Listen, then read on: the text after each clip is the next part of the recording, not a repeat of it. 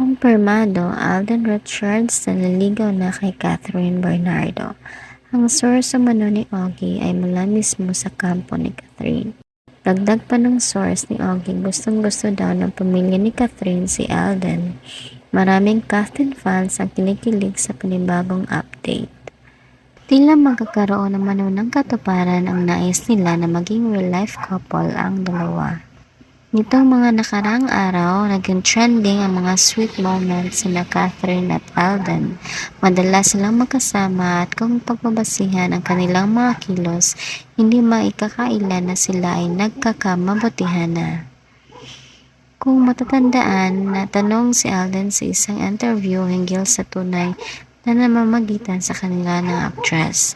Nagpa-unlock naman ito at sinagot ang naturang tanong ng mga katagang, "What you see is what you get."